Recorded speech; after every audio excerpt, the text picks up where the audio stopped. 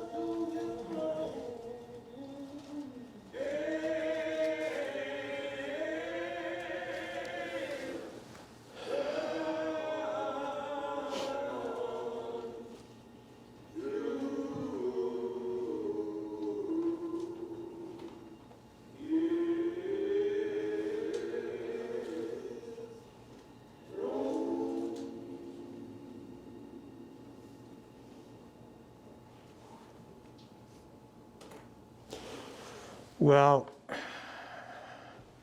there are really no words to describe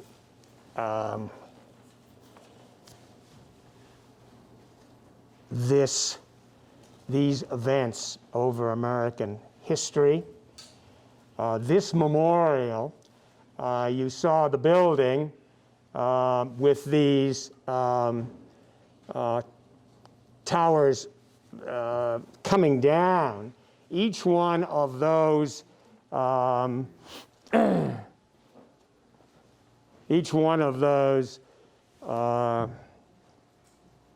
pieces of bronze that are hanging from the ceiling represent a county where at least one lynching, documented lynching, took place. There are 400 of those bronze well, they're not monuments, but of those bronze that are hanging. And on those, each one, as I say, represents a county, and the names, if they were known, of the person who was lynched, or the names are engraved. If the people were unknown, then they are anonymous. So I'm not sure what the number was historically, the number of counties. But today in the United States, we have about between 31 and 3,200 counties. So if we have 800 counties, then we have about a quarter, maybe more, probably more, of the counties in the states where there was at least one lynching. Of course, there were some that were many more. They also have at this museum, they have the remains, the cremated remains of many of the people who were lynched over some period of time. Most of these have been documented between roughly 1875 and the early 1900s.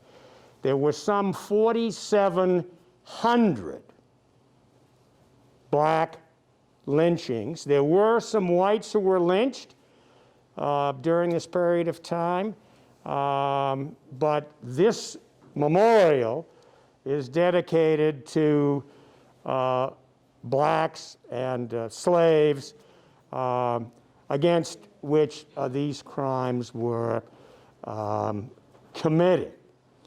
And so these events in our history are part of what I guess some people are calling critical race theory. And as you know, this is a very hot topic in the country today about the things that should be taught and shouldn't be taught. Anyway, George? Were there any lynchings outside of the South? There were. And they're scattered. There were none, to my knowledge, in New Hampshire and Vermont.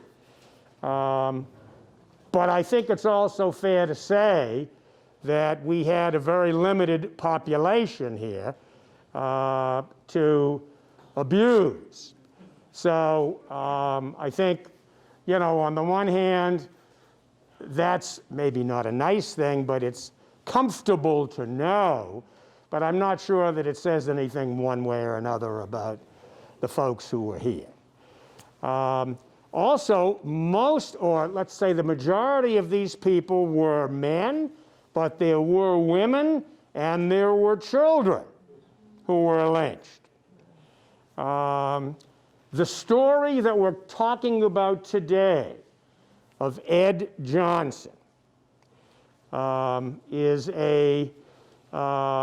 one example.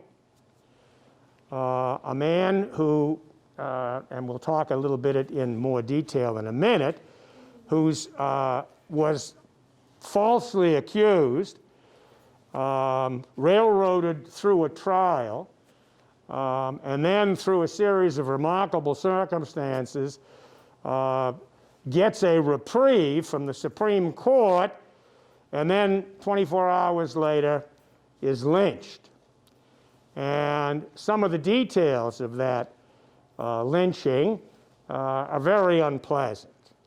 You know, he was in the jail in Chattanooga, And the sheriff basically sent everybody home except for one elderly guard. He was 72.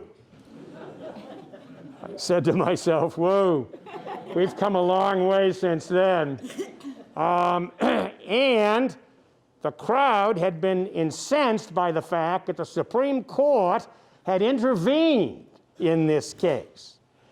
The Supreme Court had sent an order to the sheriff to protect this individual, Mr. Johnson, Ed.Johnson, and to await further instructions.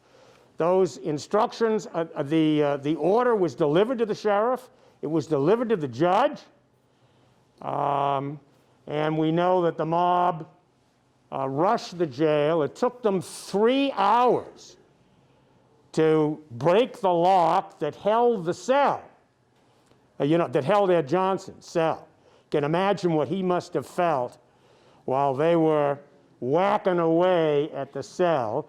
And there was a single woman, a woman prisoner who the sheriff left in jail on the same floor. Imagine how she must have felt, not knowing whether her turn was coming next or whatever.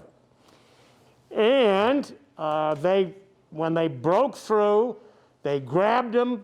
I mean, no one is quite sure how many people there were, but there were many hundreds, if not more. They grabbed him, they took him out. The bridge, which still exists, although it's been improved, they strung him up. He fell down, they strung him up again. While he was actually swinging, he was shot at least 50 times. 50 times. And then when he finally fell to the floor of the bridge, somebody said, "I'm not sure he's dead." And a guy walked up to him and shot him 5 times in the head. Oh my God. Oh, terrible. So that's not a pleasant story. There, as I say, were 4,700 in some of these over a period of years. These were social events in many cases. There were postcards made of these events. People sent postcards to friends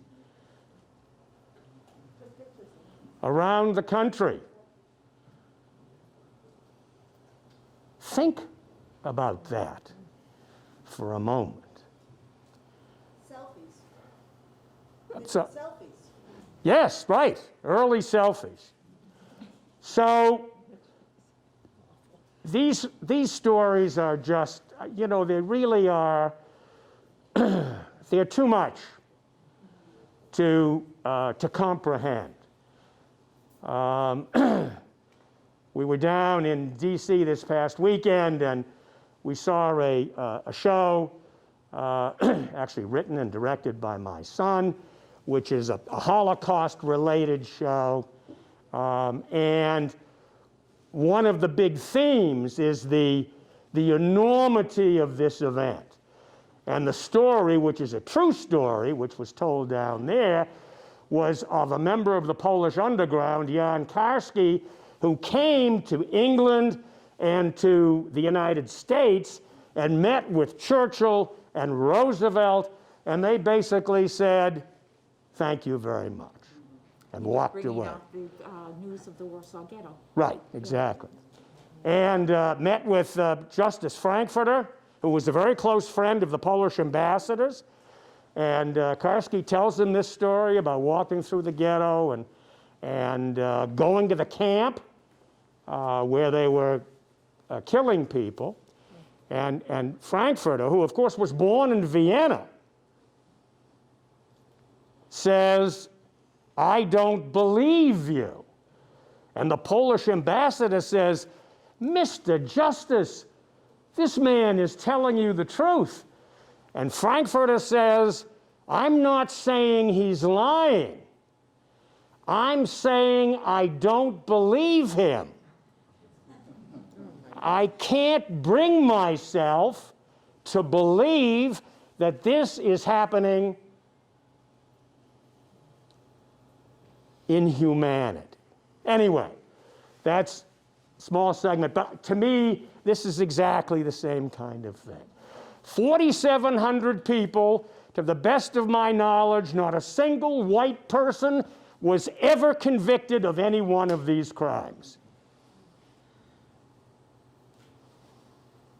So this memorial, which opened, I think, late in 2018,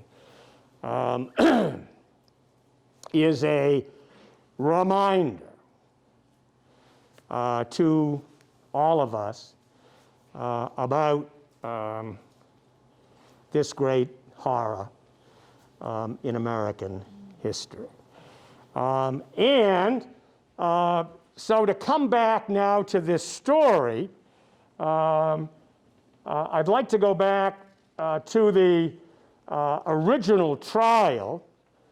I hope some of you have looked at these materials, but you'll recall that the way the story goes is that this young woman, Nevada Taylor, is walking home from work one day, and it's about 6 or 6:30 in the evening.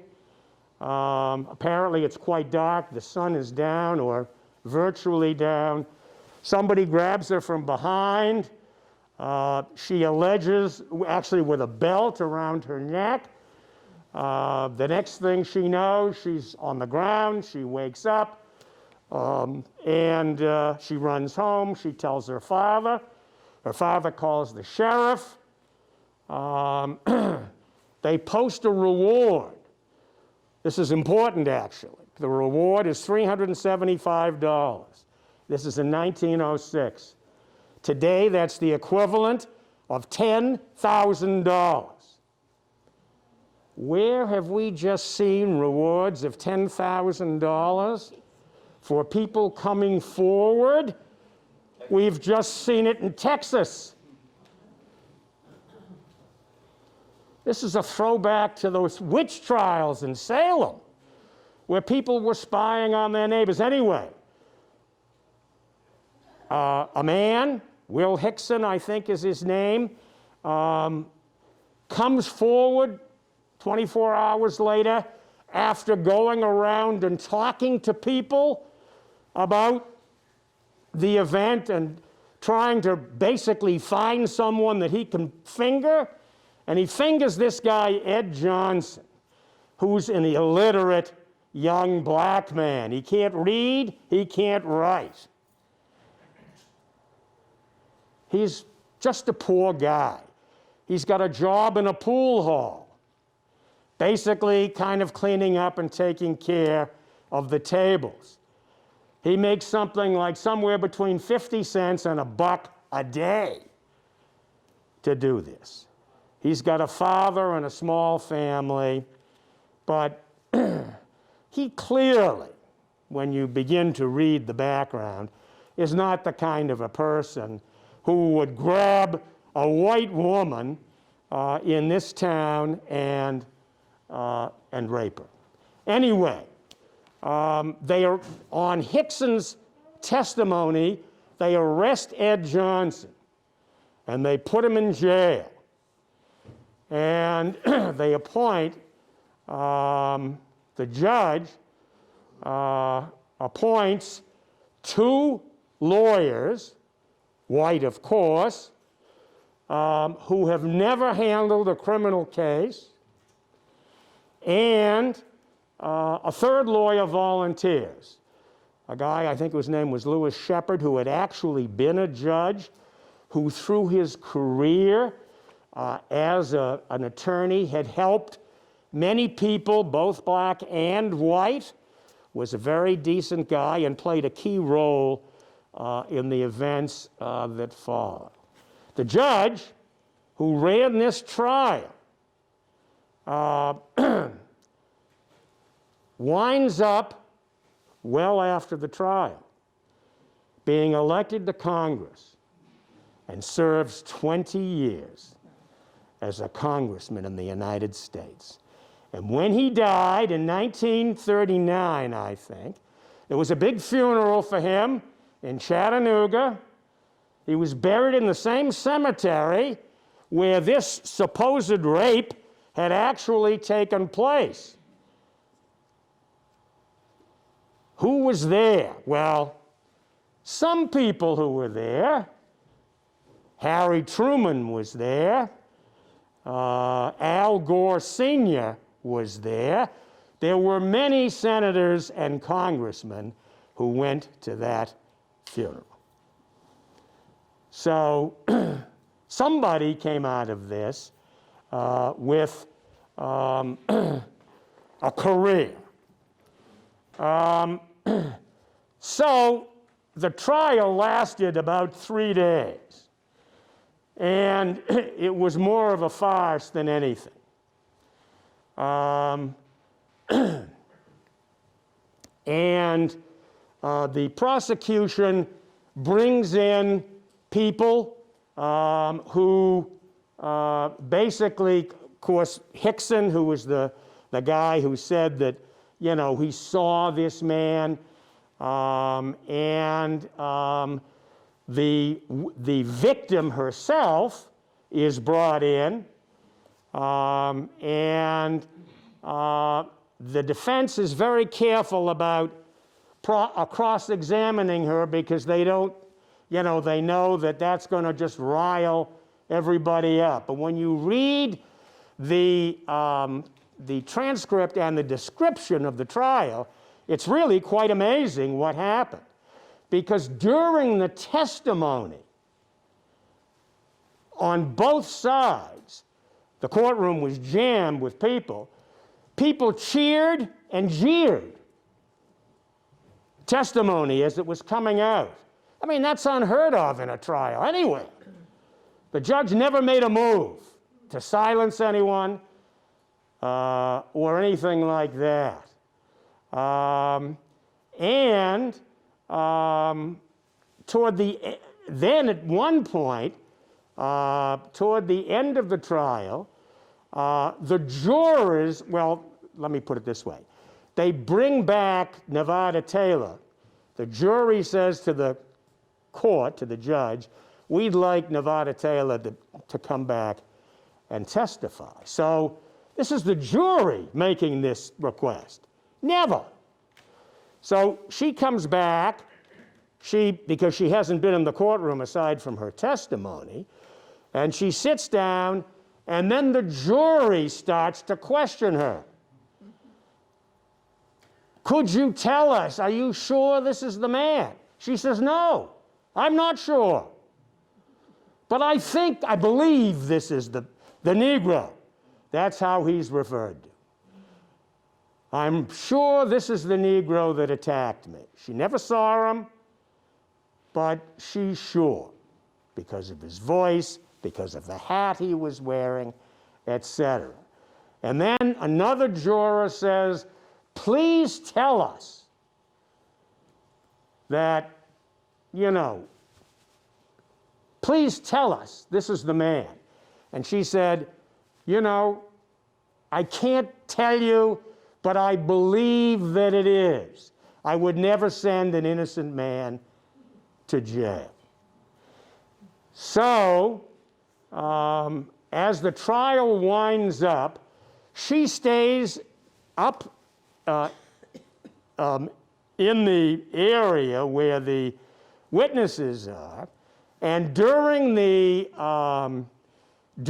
closing arguments, the prosecutor goes behind her and puts his hand on her shoulder and is looking at the jury, saying, you can't show the rest of the country that we don't do our job here in Chattanooga or Hamilton County or whatever phrase he used.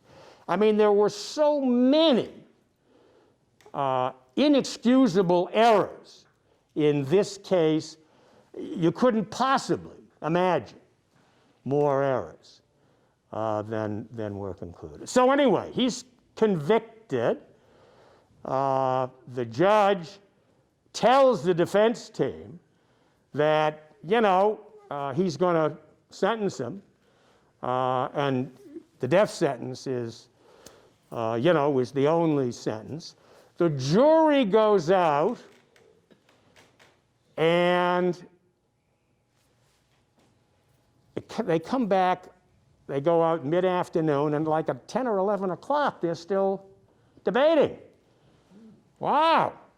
So the jury comes back and says, Your Honor, it's 8-4. So the judge is like shocked. So he said, well, I'm going to send everybody home.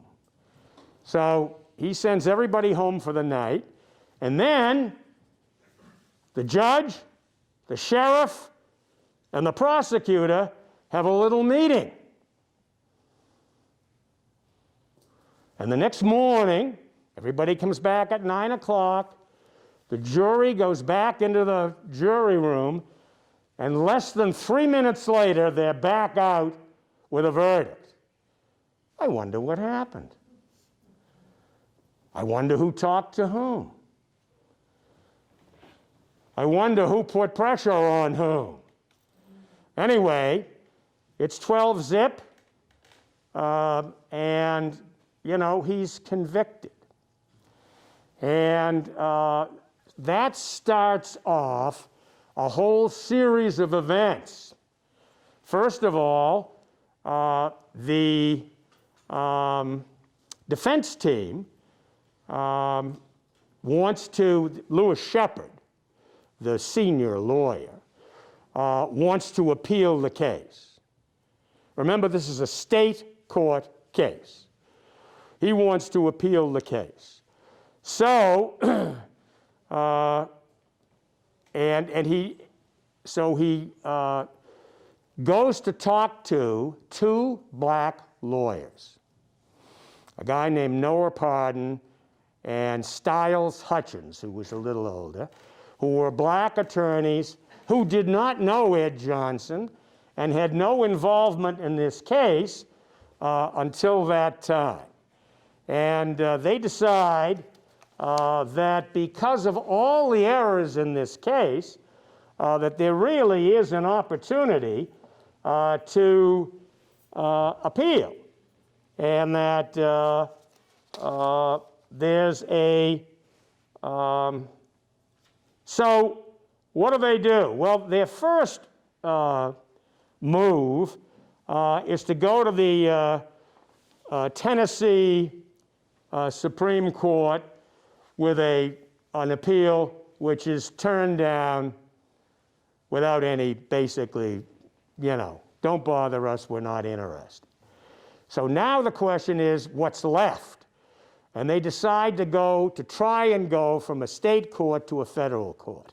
Now remember, this is 1906, and this is long before the court had really grappled with this concept and of what rights a state court prisoner has in a federal court, if any. Because there were lots of lawyers who said that the amendments, 13th, 14th, and 15th Amendment, did not apply to state courts and state prisoners in criminal cases. So they go to the U.S. District Court, and a judge named Clark, I think his name was, and there's a long hearing in his courtroom. It goes about 8 hours. And it's late, and they expect him to say, I'll let you know when the opinion's ready. But he says, I'm going to give you an answer tonight, because he realized that this was a critical factor and time was of the essence. And so they go, and he comes back, and basically he kind of disappoints both sides. He starts off by saying, I can't make the decision as to whether a federal court has the right to do certain things with this prisoner. But I can delay this.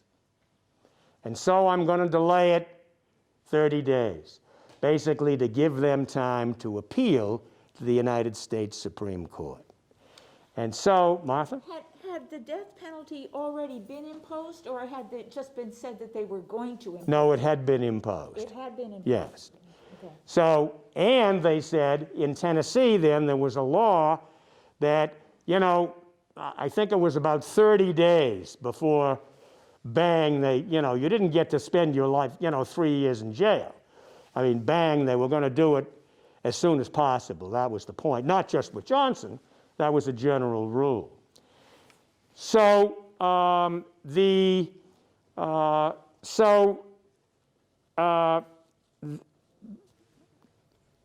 decide they're going to appeal then to the United States Supreme Court. And Noah Pardon and Hutchins are going to take the lead in this. And so they go down, Noah Pardon goes down to D.C. To meet with a lawyer down there who was a member of had practiced before the Supreme Court, a black lawyer. At that time, there wasn't a bar the way there is now, where you can belong and then practice before the court. If you got a lawyer who was practicing before the court to introduce you, you could practice. But there were very few black lawyers in 1906 who would practice before the court. There were less than a handful. But they found this one guy who was willing to help put this package together. And what was true then and is still true now is that each circuit, and that was the Sixth Circuit at the time, had a justice who was responsible for it. And Justice Harlan was responsible for that district. And he had been in the court for 30 years at that point, and was a well-known, very interesting guy who was basically, he started life very well off. He was very conservative. His family early on had owned slaves. But, he dissented in Plessy versus Ferguson, and he was more of a rights guy than virtually anybody else on the court then, with the possible exception of Holmes. And of course, we know about Holmes from the last picture. So in any event, Pardon goes to see Harlan. Harlan is very, the way it's described in the literature and the way Pardon told it afterwards, is a huge room, and Harlan is sitting way at the end of the room behind a very large table. There's no handshakes, there's no getting up, there's no how are ya, there's no have a glass of water, none of that. Harlan says, "What do you want?" And so Pardon begins to tell this story. And Harlan asks him a lot of questions. Why should we care about this case? Why should we care about Ed.Johnson? So by the time Pardon gets through telling him about the way the trial was conducted and all of this thing, Harlan says basically, "Thank you very much," and So Pardon didn't know at that time whether he was going to get a hearing or not. Harlan was so taken by this case, he actually called, the court was not in session, he actually called a meeting, an informal meeting of the justices. They all came together. Mel Fuller was the chair, he was the Chief Justice. He was a little man. The other justices Harlan was 6'3" or 4. Mel Fuller was probably 5'7" or 8, very small man. But he had been Chief Justice for a long time. He commanded respect within and outside the court. And they all agreed, after Harlan told them the story, that this was a case that perhaps, because they had never done this before, they had never interfered in a state court criminal case in this fashion. So, by the time Pardon gets back to D.C., he's greeted when he gets there on the train. It took 15 or 16 hours. He's greeted with a copy of the telegram that Harlan had sent saying there's a stay on the execution until the court can basically hear the case. So that is that sets things up for the next stage.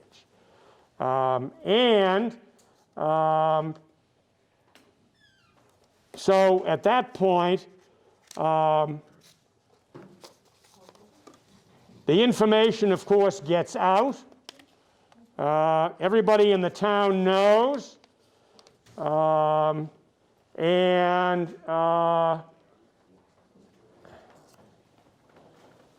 next thing that happens, within like 36 hours,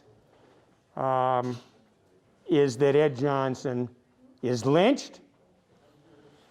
Noah Pardon's office is firebombed. There are shots fired through the windows of his home. This is not a pleasant situation. So the events then begin to unravel, and a week later, Sheriff Shipp and the judge, Judge McReynolds, are both reelected in a landslide in the county where this all took place. They're reelected in a landslide. Of course we know, I hadn't even mentioned this, but of course we know that there were no people of color on this jury. And in fact, when they did some investigation, they discovered there had never been a black person on a jury in this county, despite the fact that there were many thousands of black people who were living there, and many of whom were of some means and could read and write, etc. So, so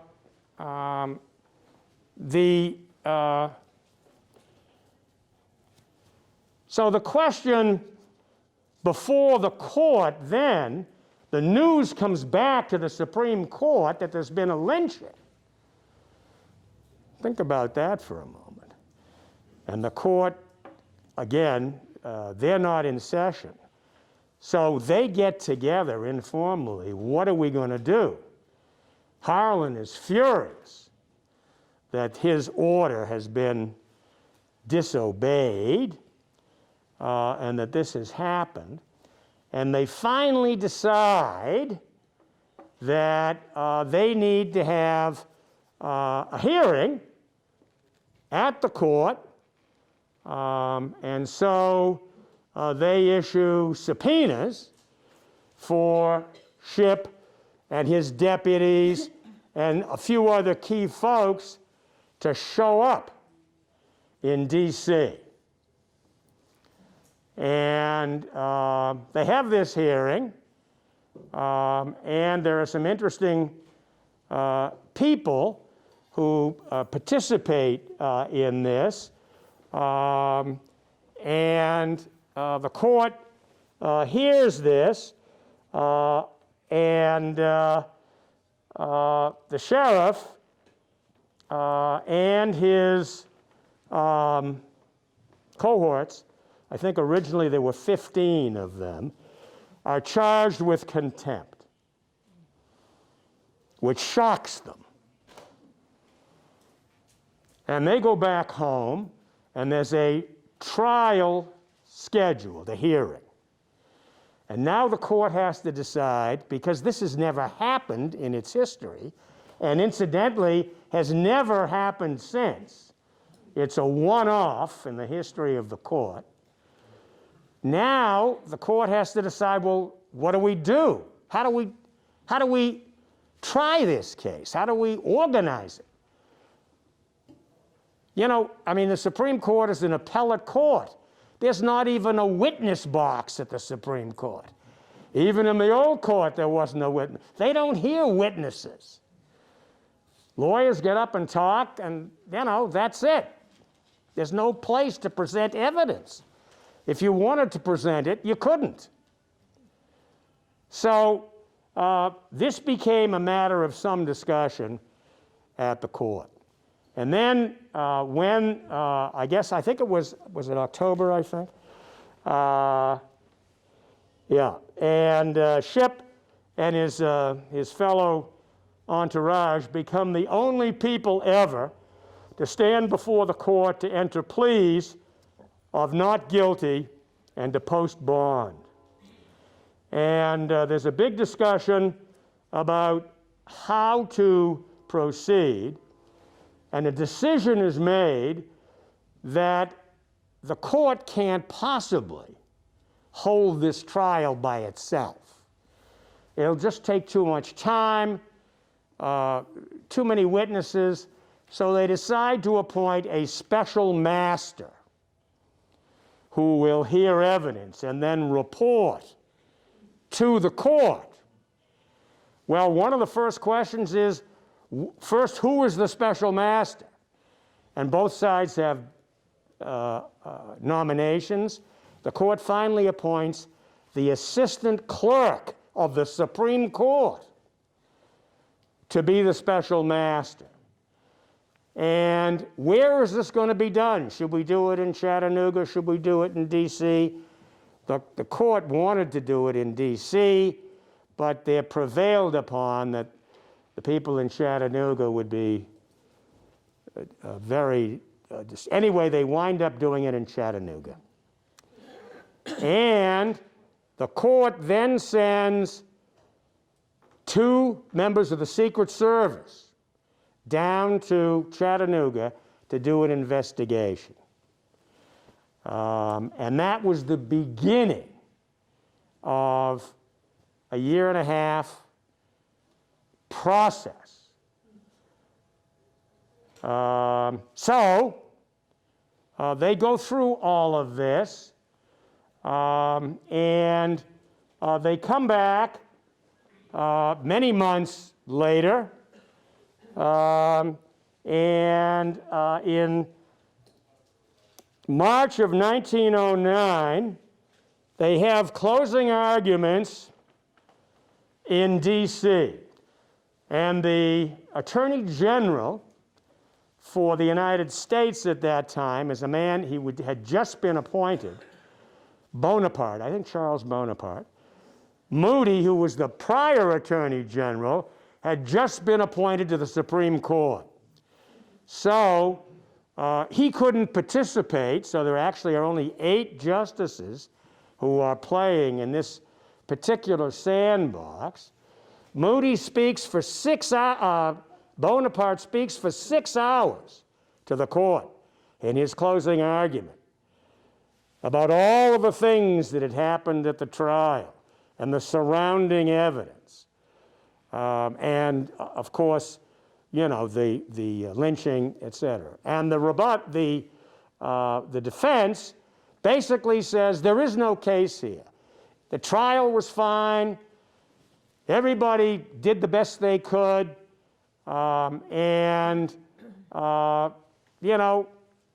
This whole thing, the feds have no right to interfere in a state court proceeding. That was really the bottom line. We hear this, see this on the news every day. I mean, you know, the feds have no rights to, you know, we're states, we're free and live free and die, as I like to say occasionally. And but that was really the bottom line legal argument for the defense. So the court says, well, we need to think about this. And they deliberate over 5 days in April. 5 days, 8 people. And the vote is 5-3. 3 of the justices said, nothing wrong with this trial. This sheriff was a poor guy who was doing his best job, and, a sweet man and all that stuff. So it's 5-3. And then the court has yet something else to determine. Namely, so when the opinion is delivered in May, and they find the Shipp and 5 others guilty of contempt. But it takes them another 5 months to decide what they're going to do about it. And what do they decide? Harlan originally wanted Shipp to go to jail for at least a year and pay a fine. But that was obviously whittled down. And in the end, Shipp gets 90 days, and I think the assistant, his assistant got 90 days, and then the others, there are some who are released, and the other remaining ones who were judged in contempt get 60 days. 60 days in a jail in D.C., outside of D.C. So they go off to jail, and it turns out that the warden is a guy who had served in the Union Army. Of course, all of these fellows had served in the Confederacy. But there's a certain camaraderie between soldiers or amongst soldiers. And so they are put in a section of the prison which is on the top floor. It's like the penthouse. It was formerly occupied by whatever women prisoners were there. They were removed. And there's a large kind of room. There are good-sized beds. Everybody's got their own bed.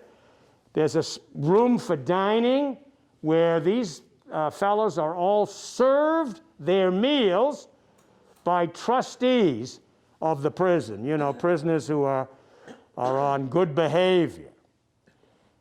And they get to play cards and, I don't know if they were drinking or not, but things were so good that they had initially requested to be transferred back down closer to home.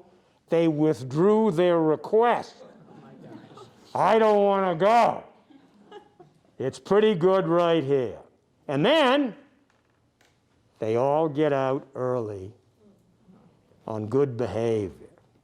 And they go home, and when Shipp arrives in Chattanooga, the press reports are that there's a crowd of 10,000 or 12,000 people waiting to meet the train. Everybody's singing Dixie. What else? And he's a huge hero back in Tennessee. He runs for sheriff again, and he gets elected. I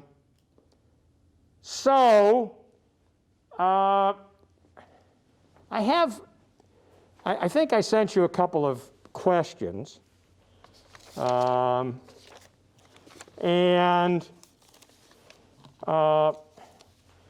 remember one of the questions was, what do you think of all of this? I mean, you know, it's, in a sense, well, not in a sense, it's a really bad story. And if you saw it in a movie, you'd probably say, that's ridiculous, it never happened. But it did happen. One of the fallouts of this is that Noah Pardon and Stiles Hutchins never returned to Chattanooga. They moved. I think Pardon went to Chicago, or maybe Hutchins went to Chicago, and Noah Pardon went to, I don't know, Oklahoma, some other state. They never came back because they knew if they came back, they would be killed. There wasn't any question about that. So, again, let's step back. So, 90 days. I think another very interesting part of the story is that just a few months ago, and I think I sent you this in an email, they unveiled in Chattanooga, right at the bridge where Ed.Johnson was lynched, a memorial, a statue. It was a statue that was supposed to be of Ed.Johnson and the two black lawyers who assisted him in that effort. So, and there's something else, if you didn't catch, that I want to mention, is that in the year 2000, thanks to the efforts, there was a book written. Actually, it's a wonderful book, and I commend it to you. This is the paperback, Contempt of Court. It really is an excellent book. This case had literally disappeared in the annals of American law. I mean, nobody remembered it, knew it, nobody ever talked about it. But this book brought it back to everybody's attention. And one of the things that happened was, because Ed.Johnson had been lynched, his conviction had never been overturned or reversed or whatever. So these two fellows who wrote the book went to the courts in Tennessee, and in the year 2000, Ed Johnson's conviction was removed from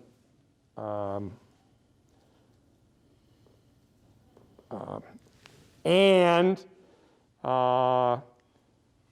in addition, the gravestone, and I think I sent you a picture of that as well, which was in a terrible section of this old cemetery.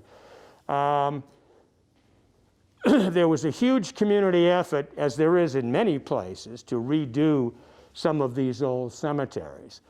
But they also replaced this gravestone and with the, I am an innocent man, which was what he was alleged to have said as he was being lynched. And then on the back, there was another phrase. It was, it'll come to me. It was God bless. Yes, right. I love you all. Thank you very much. So, I mean, again, I come back to this question. Is there, all of these things were done over 100, or close to 100 years after Ed Johnson is long gone. Is this progress? Is this justice? Is this anything? I don't know. I would be interested in your thoughts. Martha. A couple of things. Can I take this back to speak? I'm confused as to the point of the Supreme Court trial was and why the sheriff is the key defendant and not the mob or the prosecutor. And were they focusing on the lynching, or were they focusing on the trial and the lack of due process? That's my first question. My second is the whole idea of states' rights versus Yep. is a Civil War thing. I mean, it still gets argued today, but it was key in the Confederacy leaving the Union and saying, and then in Reconstruction arguing that, get the federal government out of the South. You don't have any jurisdiction over us. So to your first question, I think that the order that the Supreme Court issued was specifically to the sheriff, and so it wasn't to the court, to the judge. There was some talk about trying to, at the Supreme Court, there was some talk about trying to include the judge. Weren't there originally like 27? There were. The mob? Yeah. So were they focusing on the trial or the lynching? Well, it was a combination. But basically they were focusing, I think, on the mob and on the lynching itself. And what happened was there was another grand jury during the investigation that was formed, and the sheriff and all those people testified, and none of them could remember the faces, the names of the people who participated in the event. And that, of course, is what happens in all of those cases. And why it took them a year and a half. That's right. That's right. And why it took them all that time to do it. We just had, I think it was yesterday, we had a former guy who testified in a deposition at Trump Tower, I think, for 4 hours. I'm sure he couldn't remember much. And what he might remember was probably not too relevant to the questions that were being asked. So, I mean, this is a common problem that we have and have had for a long time. Further thoughts here? Yes, Joe. Man, you asked if the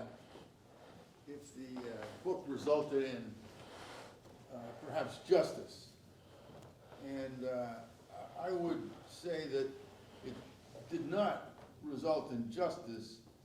As with the removal of a lot of Confederate statues, it was an attempt to correct history.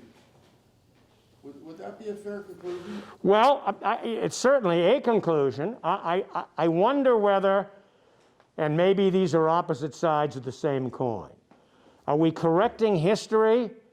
Are we trying to shed some guilt? Are we trying to show that we're different or better or more empathetic than we used to be?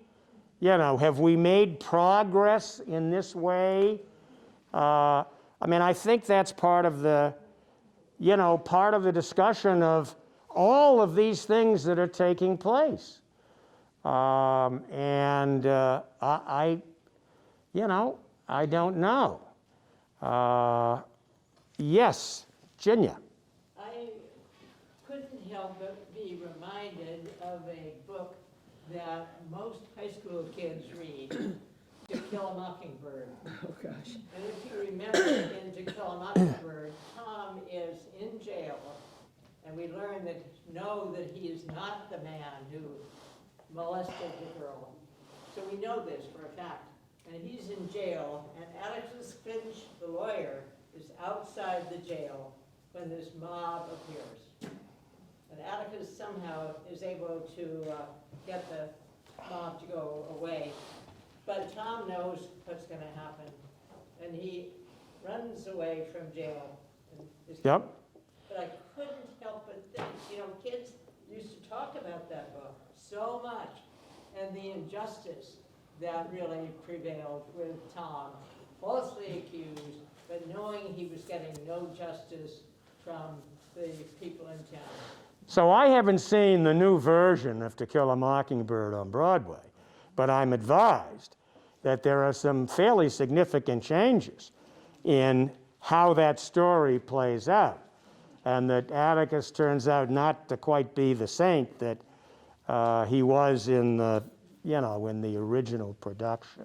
So, and I don't know that that's, except that sometimes we adjust things to suit the current feeling. And I mean, we're human beings. So let me back up. I heard a good phrase over the weekend. Governments don't have souls. People have souls.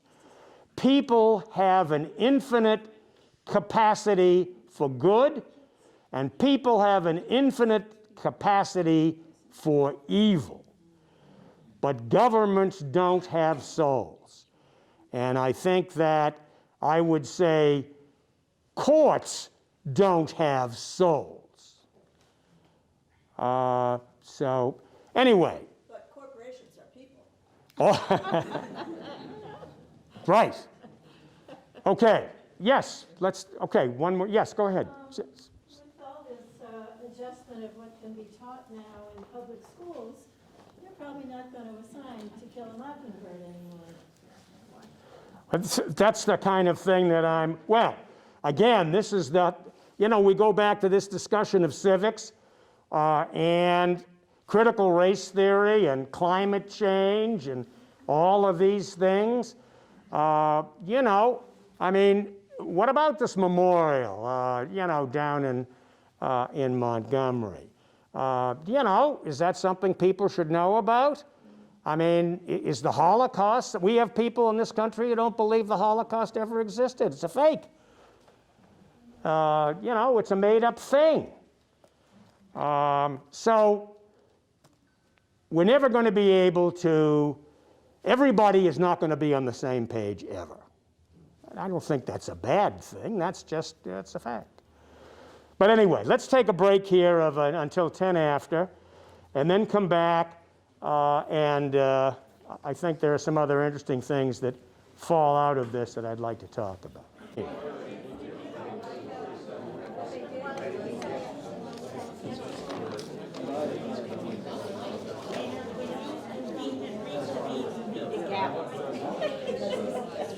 I should bring my gavel. I've got one.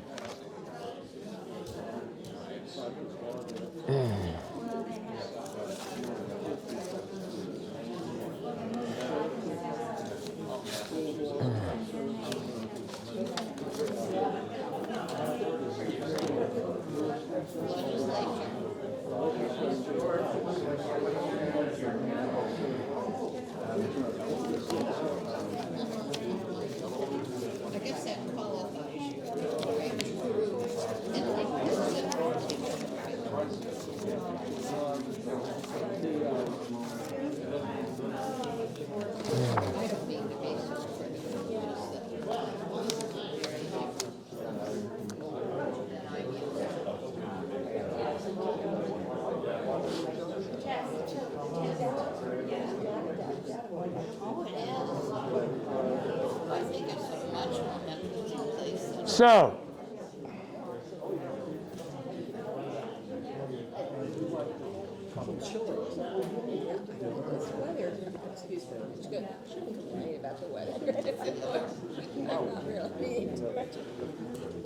I thought that it might be interesting to talk a little bit about qualified immunity.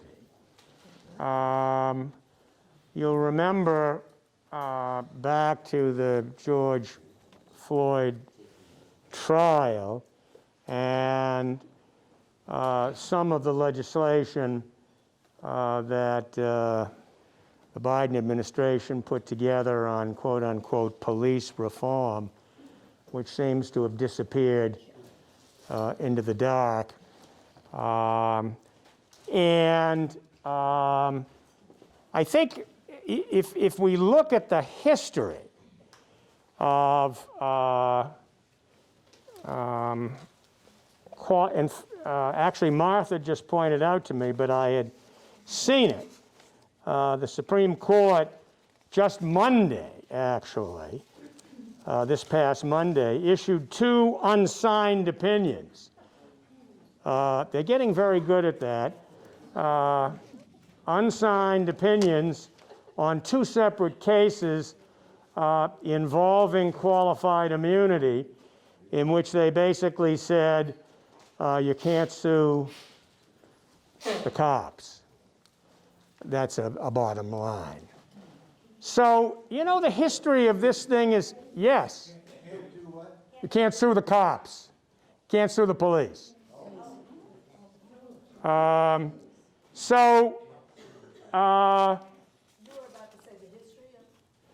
Yeah, so the history of this is kind of interesting. And I think it's quite troublesome, at least to me. In 1967, during the time of the Warren Court, in a case called Pearson v. Ray, this was a story of clergymen, white and black clergy together, went to Mississippi. I think the wife of a Massachusetts governor. Remember Endicott Peabody? I think Mrs. Peabody, his mother, I think, actually went down. I don't know if she was there for that one, but I remember she was a lady who was very active in those things. And they went to a segregated bus terminal and demonstrated peacefully. They sat there, basically. And of course, they were arrested and charged with a breach of peace under a state law, which was later declared to be unconstitutional. That's a different story. So they sued the police and the judge, I love that, for damages for violation of civil rights. And the court ruled in that case, actually the case was affirmed in part and reversed in part, but without getting into all the details, that the court said the judge had absolute immunity. Naturally, you can't do anything to a judge. And that the police have the defense of good faith and probable cause. Well, good faith may not be a bad phrase to use. Let's assume people are acting in good faith. Of course, the problem is, how do you determine whether they're acting in good faith? So that was basically the law until 1982. And in a case called Harlow v. Fitzgerald, I don't know if you remember that case, had nothing to do with policemen. It had to do with presidential aides.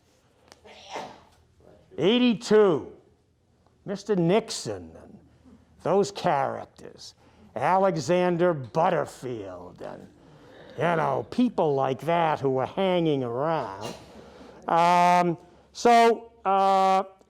Justice Rehnquist's court,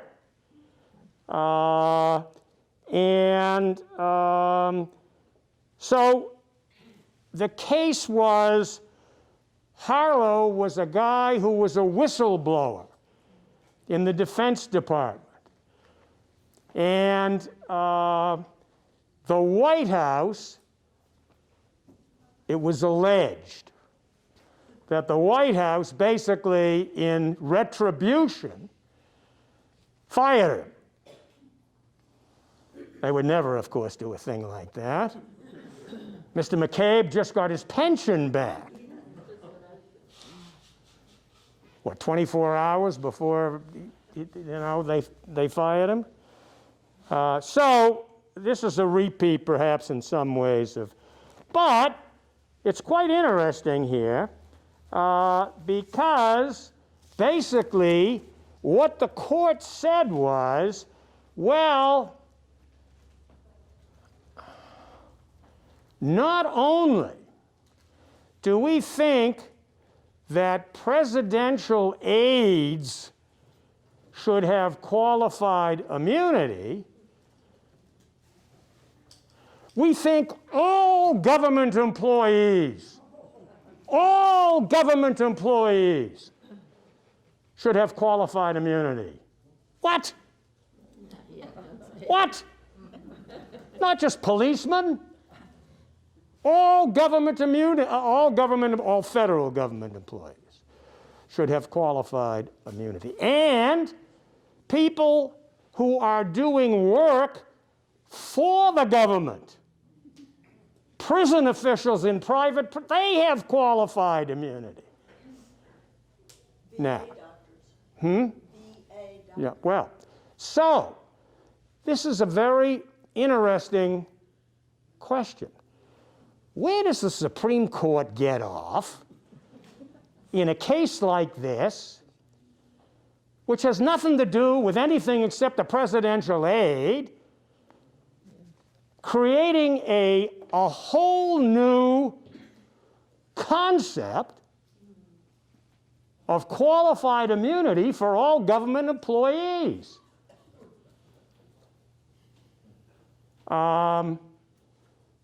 And this has resulted in some of the most ridiculous decisions you could possibly imagine. I give you an example. A prison guard walking along the catwalk sees a guy in a jail cell, and he takes out a taser, and he presses the thing, and he hits the guy 3 times with the taser. No reason. The guy isn't carrying on. Nothing, just he feels like it. So the prisoner sues the prison guard. And it eventually winds up, this case actually winds up in the Supreme Court. And it goes, it wends its way. Because the way this court, it was Justice Powell actually who wrote the decision, the way they worded it was that unless there was a specific example of a case that was precisely the same, there was qualified immunity. In other words, the employee should have known, did know, the attribution is there because there was a case. Not only a case, it had to be in that jurisdiction. So there was another case in that jurisdiction of a guard who had gone along, and he hadn't, this was another time, another place, but in prison, and he hit the prisoner with, it wasn't a taser, it was something else. And the court ruled, well, it wasn't a taser, so it applies. You can't take that as the reason. I mean, this is, and there are dozens of these cases now since 1982 scattered throughout the courts. So my point here is, this is an example of the court setting policy. This is not what the court is supposed to do. The court is supposed to interpret the law, not make the law. That's not their business.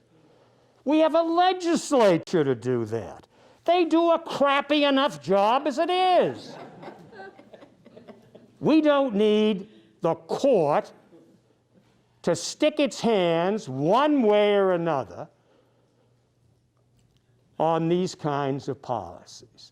So, in any event, what we now have, and of course, what you see now, the defense for a qualified immunity, every police union, every fire Firemen's Union. All of these unions and a lot of other people who support qualified immunity say, well, we have to have it because otherwise we wouldn't have any policemen. That's a lot of crap. We had policemen until 1982, plenty of them. We had plenty of firemen. This is all just a, basically an apologist argument for you can't sue us because we're entitled to this. But as I say, the thing that I think is really offensive is not that it applies to policemen or firemen, but that it applies literally across the board to every government employee. So it makes it very hard to bring a lawsuit. And so it also only applies in civil cases. It doesn't apply in criminal cases. But, you know, unless you've got a George Floyd case, which, you know, was a criminal case, but in other cases, in civil cases, if you're the prisoner in the jail cell, you can't bring a criminal case against the, you know, you're bringing a civil case for damages. I suppose it's possible you might bring an assault case, but I think, you know, again, the likelihood of success there is probably not great. Martha. When they have these cases and there are lawsuits, there's money settled between, like, with the George Floyd case, I think there was money given to the family by Minneapolis or whatever it was. In Yes. the Breonna Taylor case. Who's bringing the case against whom? That's Well, typically those are civil suits brought by the family against the city or town or state or whatever. There are cases that are honored, though, in those. There are cases that are honored. Well, yes, but those cases, well, those cases are typically, those are, yeah, I think, first of all, those are probably maybe tort cases, you know, negligence or deliberate. But I think, frankly, qualified immunity is still a possibility there. And if there's a jury, the jury may be asked to weigh, you know, the merits of the qualified immunity. You have to prove by this kind of preponderance of evidence that. The other thing that's relevant and important is that the communities carry insurance for this.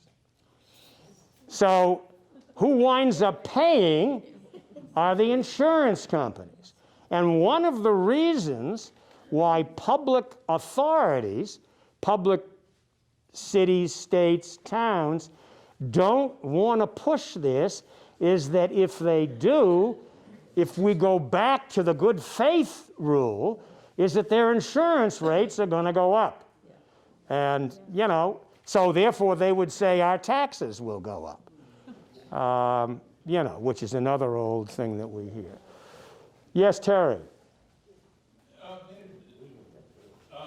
In defense of people that are particularly fire, because that would be my orientation, but the police as well.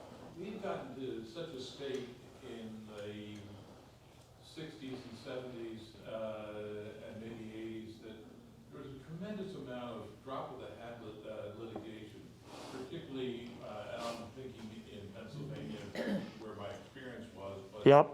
and maybe less so in Vermont and New Hampshire, where litigation didn't seem to be quite as drop of the hat. But it got to the point where if you were an EMT in the field, you were almost paralyzed about making decisions because the potential of getting sued was so high. So I don't, And so there was some need. if there's a need, and I'm not suggesting that there is not, My response is, that's the job of the Pennsylvania State Legislature or the whatever. The need is not, it's not the responsibility of the courts. Doesn't take the action, the people on the street need some protection. The answer is sure they need protection. But, you know, did anything happen between, I mean, when we were all growing up, wherever it was, towns, cities, whatever, there were, you know, your good friend was the cop on the beat, right? Always. Boy, I gotta tell you, there are no cops on the beat I'm gonna be any friends with. Those days are over. First of all, these guys, there's another interesting problem, which is that the Defense Department is selling all these weapons and things, so now, you know, you can't even see the guy or gal. You know, they're loaded with all kinds of protective armor and devices. And listen, I understand in downtown Chicago, it's a serious problem. And it may be a serious problem in other places as well. And I'm not saying that there's an easy answer, but in my view, the answer is not a judicial answer. It's a legislative answer. It's a political answer. And the communities need to address it that way, not just saying, you know, you're automatically protected. Let's face it, we've got plenty of good guys and we've got bad guys. So, I mean, it's a continuing, you know, we just had that situation. We mentioned earlier the bill, the George Floyd police bill, which I don't think is coming back anytime soon, where Senator Booker and Senator Scott were having discussions. In my view, there was never one chance in 1,000 that they were going to come to any agreement. I don't know why they walked down that path. But unfortunately, that proved to be the case. Somebody here, yeah, Joe? Did I hear you say that the contractors as well were covered by qualified immunity?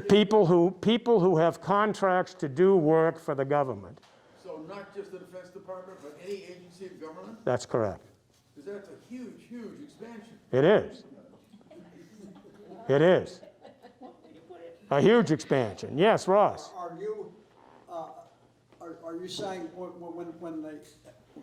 when the court modified or eliminated the good faith thing? Rule, Rule, such as it was. are you saying, as a technical legal matter, that they shifted and said it's no longer a question of fact for the jury and it becomes a question of law from the judge? Is that what these cases? Well, I think that's part of it. They also shifted the burden of proof. Oh, the burden of proof. Right. Because they said now it's not a question of, you know, you've got to show you did it in good faith.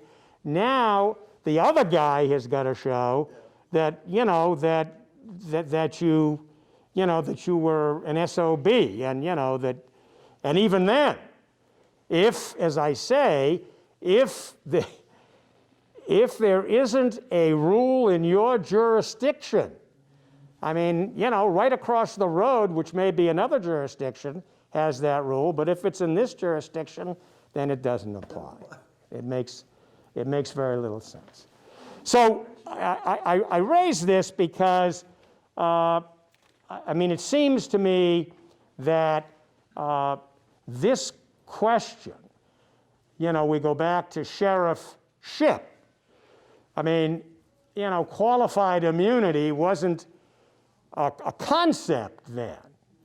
But, you know, he clearly, you know, the first time through, he took this guy and sent him off to, you know, another town to protect him from what he knew would be likely to happen before the trial, because he didn't want to lose his prisoner. But when it came to after the fact, he didn't do that. And not only didn't he do that, but he set it up so that, you know, he knew what was going to happen. And when he came into the jail and they said to him, you know, go into the John, which is, I guess, basically what they said, he sat there for 3 hours while they banged away on that cell. So, and then, you know, basically his defense was, I did everything I could. One of the questions, did you pull your gun? No. Are you the sheriff? Yes. Why didn't you pull your gun? Well, there was nothing I could do. I mean, when we see movies, going way back to when we were kids, the sheriffs always pull their gun. We know that. So, but this sheriff, you know, at that time didn't do that. So, anyway, so I think, you know, this is a, I mean, that was 1906. Now we're in 2021, almost 2022. And we still have, it was pointed out to me at the end of the last class that, you know, there were riots in Portland, Oregon, and Seattle. Yes, there were. We still have crime issues all over the country.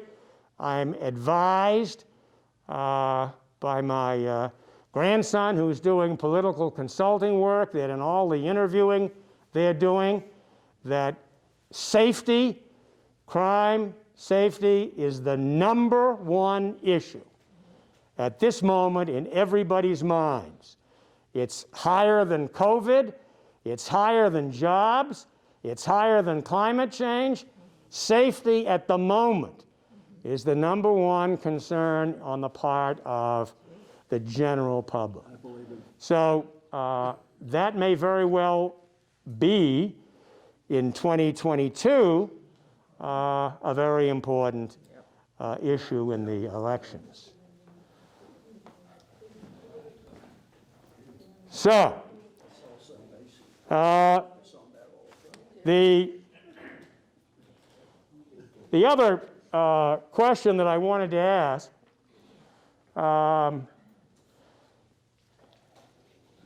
you know, the issue of guns and the Second Amendment and all of that. In 1939, we all remember that year, or at least most of us. In a case called U.S. v. Miller in the Supreme Court, the court ruled that the Second Amendment only applied to members of the militia and their weapons.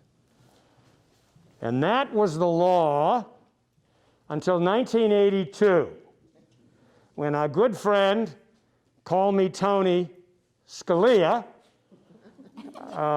said, well, I grew up in Queens, and we were big hunters in Queens.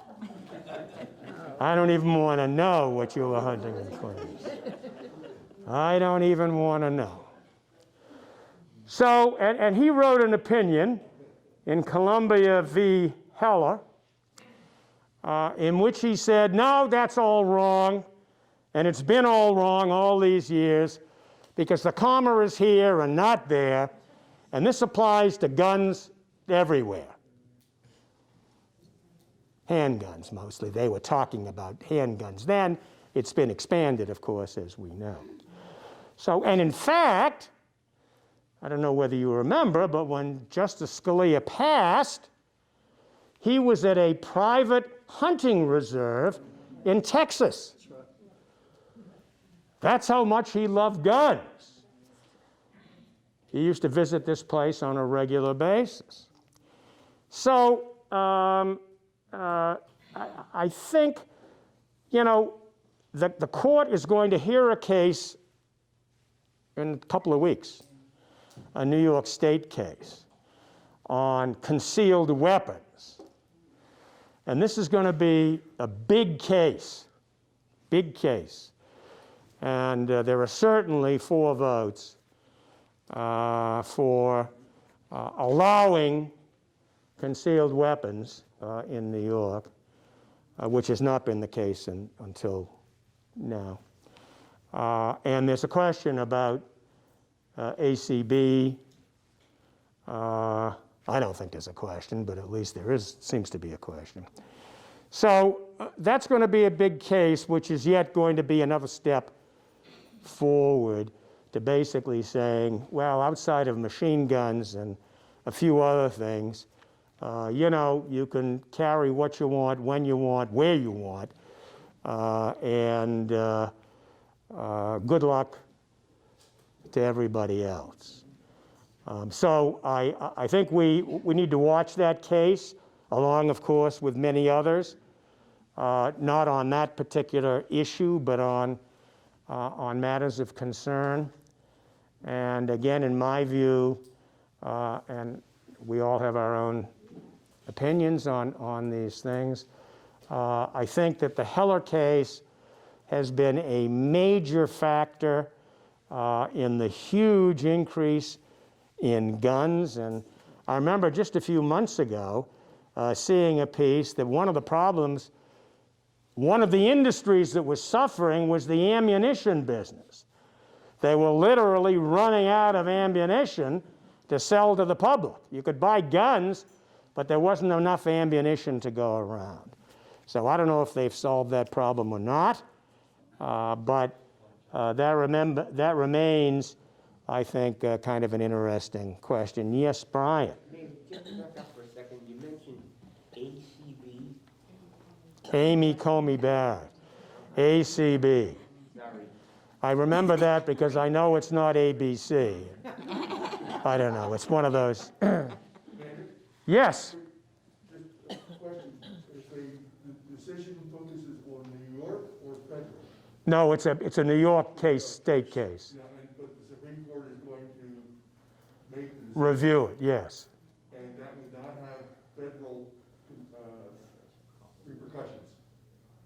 The question is, if they decide for New York, that concealed weapons are fine, then can that carry forth to say concealed weapons are fine throughout the U.S.? Because No, but it would, as, you know, if the court decides, for example, on the abortion case in Texas, that law is acceptable for Texas, then we're going to see a whole series of imitating, you know, laws that imitate that in other states.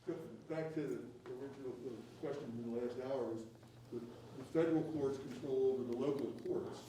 When the federal court makes a decision, then it's up to the local courts to present cases that can get their coverage based on what the federal. Well, and of course that was a criminal case. It's kind of a different story, but there are certain areas that the feds have a constitutional authority to regulate, interstate commerce, you know, a bunch of stuff like that. All of the other things are left to the states. Of course, one of the great arguments is, what are all of the other things? So I think really, Pete, it would vary. But in this case, and again, I haven't read the details, but it's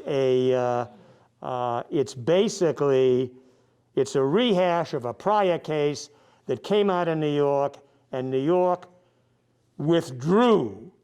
Actually, I think they actually changed the law to make the case moot. And that really ticked everybody off, including the court. So this is another go with a slightly different law. So I don't think New York is going to change the law now before the court listens. But it's my understanding that it's basically a ruling on the current law in the state of New York. But I guess the point is, if the Supreme Court makes a decision, Yes, that sets a precedent that other states could follow. could follow. It does. On almost anything that they make a decision on, or only civil cases? Civil cases, for the Supreme Court. Well, No, I mean, because the cases in criminal cases have to be, I mean, the facts have to, line up. So I think the best answer that I can come up with is that's a road to follow, a pathway to follow, but you've got to make adjustments for your particular situation. And so it's not an automatic, is what I'm saying. That's the best answer I can give you. Joe? Maynard, it occurs to me that the people who want a certain outcome from the Supreme Court or from any court have become much smarter and cleverer at seeking out plaintiffs that are going to thread certain needles that they've identified. Isn't that true? Well, I think that's a very interesting point, Joe. In fact, there's a whole industry that's developed around lobbying the court, in this case, the Supreme Court. These people file what are called amicus curiae, friend of the court briefs. Many of these people are not friends of the court, I can tell you. But of course, that's the technical name. So we see in some cases as many as 80 or 90 briefs being filed on every possible side of these decisions. And there are companies, literally, and firms who specialize in doing these kind of, and you round up the usual suspects. You round up the Federalist Society or the ACLU or the NAACP or, just name them, because they all do it. And this has become a huge portion of what the Supreme Court sees. Now, let me ask you another question. Who reads these briefs? The clerks. Well, yeah, I mean, sometimes, one of the justices will say or ask a question to an attorney, what do you think about this sentence, on page 72, bang. Well, I mean, you got to be pretty good to respond to that. But I think you've raised, and I think the other piece that you've raised here, Joe, is that the Constitution says that the court, the Supreme Court, shall take cases and controversies. So one thing they can't do is they can't issue advisory opinions. That was established very early. But I would suggest that many of these controversies are contrived. There's a guy, I forget his name, but who's had a very serious interest in the whole issue of race and gender discrimination in colleges and universities around the country. And in the last 15 years, he's personally very well off, but he has spent tens of millions of dollars and raised tens of millions of dollars more on cases in Texas, in Michigan, at Harvard, all over the country. That case is a case now, I think, on Asian admissions at Harvard that's been hanging around. But all of these cases are contrived. They literally go out and find a person, who is at the school or, has left the school, and, they use that person as the basis for the whole, these are not people, for the most part, these plaintiffs are not people who feel aggrieved enough to actually sue. Now, I certainly, if somebody said, well, you know, you need money, you need lawyers. That's all true. And that's only just one example. So I think your point is well taken. I think this is a huge business. I wonder how many of the justices really read these things. But I do think that it's interesting, I forget the colors, but each one of these briefs has a separate, has a color depending upon whether it's for the plaintiff or defendant. So you get X number of green and X number of red, or whatever. So you see a stack like this, let's say there are 50 or 60, each one of these things could be 100 pages with graphs and charts, and, you know, some of these things may be terrific and some may be terrible. But somebody's got to look at them. So the clerks look at them. Yes, Pete? In a previous Osher class, I thought I remember hearing the comment that some of the justices will want to address an issue, and they will instruct their clerks to go through the various amicus data that has been supplied to find them the issue they're looking for. To find them the support. Right. Right. Yeah. They want to pursue an issue, and they just need something Right. else. Right. And they know that, you know, there's been a huge amount of work that's been put into these. These are not just, you know, mimeographed off, you know, an old paper that somebody did. As I say, this has become a very big business. Who pays for these?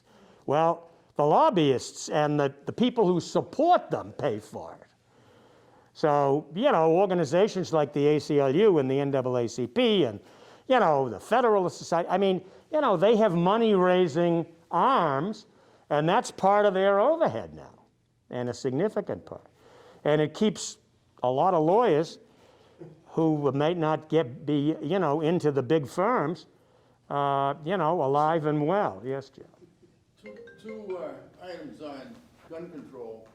One is that during the Obama administration, gun makers, Ruger being an example, donated to the National Rifle Association $1 for every gun they sold. They have a real interest in keeping the NRA going. Secondly, for over a century, there has been a law that prohibits more than 3 shells in a shotgun for waterfowl hunting. That's over a century waterfowl. Now, there's a question about how many you can put in a magazine that is capable of killing people. I take your point. So, any last thoughts, comments, questions? I think when I sent out to you the timeline, I sent out, I think on the last page, there are some of the key firsts that this case represents. A very unusual case, and one, as I say, that kind of fell off the charts until this book appeared about 20 years ago. And I hope you found it interesting. Yes, Ross? Just to make an argument, I think it's well settled that it's okay to contrive a case, clearly okay to contrive a case, as long as it's a case and controversy. And just as an example of that, I'm not sure anyone would ever doubt that Brown against Board of Education was a contrived case, but yet it's very well accepted. I think that point is a good point. What they meant now, What's that? you wouldn't think that anybody would make that argument, but people are making arguments still that, making no, people are making arguments today that you thought you would never hear, you know, the kinds of, Well. so never say never. So, next week, we have a guest who's going to join us, a lady who spent some of her career as a criminal attorney. She worked with F. Lee Bailey for a while, and also with Joe Bolero, who was a very well-known criminal attorney out of Boston. And I think she'll have some insights that you will find very interesting. The case is the Sam Shepard, Dr. Sam, and I think in the mid-50s when he was accused of murdering his wife, was convicted, went to jail for 10 years. He got out because of Mr. Bailey's efforts. There was another trial, and he was exonerated.